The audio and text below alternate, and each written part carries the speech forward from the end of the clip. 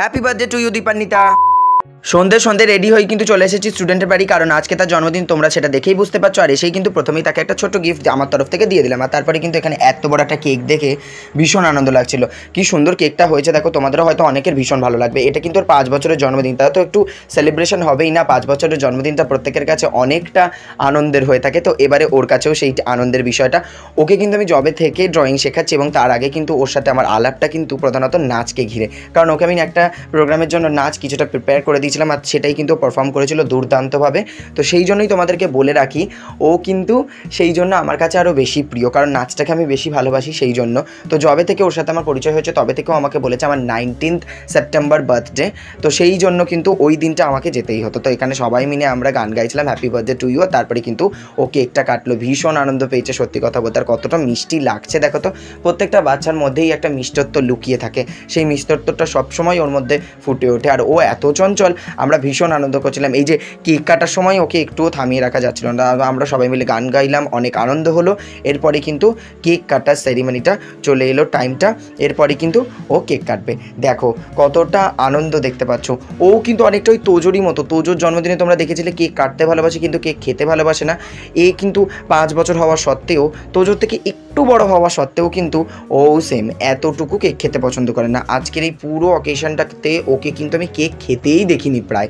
তো সেই জন্য কিন্তু ওই যে ওপরে ফন্ডেন্টের ওপরে যে জেলি মতো দেওয়া ছিল, সেই জেলিটাই কিন্তু ও একটু একটু করে খেতে ভালো লাগছিল, কারণ ওগুলোর মধ্যে একটু মিষ্টি ভাব ছিল, সেটাই কিন্তু বেশি খেতে পছন্দ করেছে। এদিকে দেখো ক্রিমটা যেটা খাচ্ছে, সেই সময় কিন্তু আমি ছোট্ট করে একটা ফুটেজ নিয়ে নিয়েছি। কি সুন্দর ছবি উঠেছে বলে বোঝানো যাবে না, ভীষণ ভালো লাগছিল।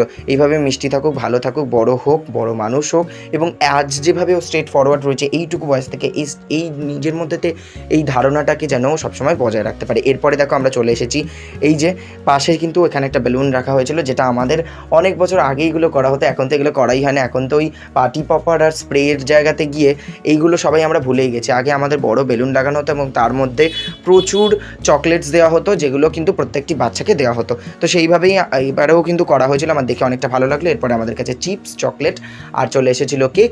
সেটা খাওয়া দাওয়া করার পরে কিন্তু ওদের পাশে এক জায়গায় অ্যারেঞ্জ করা হয়েছিল খাওয়া দাওয়া, মানে মেন কোর্স খাওয়ার জন্য। তো সেখানে আমরা চলে গেলাম। তো সেখানে গিয়ে কিন্তু আমি ফার্স্ট ব্যাচে বসে পড়েছি, কারণ আজকে কিন্তু আমি গিয়েছিলাম কলেজ, আর কলেজ থেকে কিন্তু ফিরেই কিন্তু দীপান্বিতার বার্থডেতে গেছিলাম। তো সেই জন্য আমার মধ্যে একটুখানি ক্লান্তি ভাব ছিল, যতই ওপর থেকে রিফ্রেশ হয়ে যায় ভেতর থেকে ক্লান্তিটা ছিল, তাই জন্য কিন্তু তাড়াতাড়ি ফার্স্ট ব্যাচে খেতে বসে গেলাম। এখানে প্রথমে পড়ে গেছিলো রাধা পল্লবী আর চানা মশলা, তারপরে কিন্তু চলে এলো গ্রিন স্যালাড। গ্রিন স্যালাডের মধ্যে আমি অনিয়নটা বেশি করেই চেয়েছিলাম বলতে পারো, কারণ তোমরা জানো আমি অনিয়নটা খেতে কত ভালোবাসি। তারপর চলে এসেছিলো ভেজ পকোড়া। ভেজ পকোড়াটাও খেতে ভীষণ ভালো ছিল।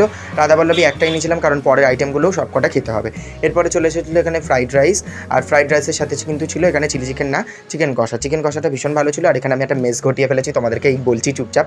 সেটা হচ্ছে মাংসটা এক জায়গায় ছাড়াতে গিয়ে মাংসর কিছুটা অংশ উড়ে চলে গেছে, যেরকম ওই সিরিয়াল সিনেমায় হয়, ওই দেখো দূরে তোমরা দেখতে পাচ্ছ ওইখানটা পড়ে রয়েছে। এরপরে কিন্তু চলে এলো টমেটোর চাটনি, আর তারপরে কিন্তু চলে এলো এখানে পাঁপড়।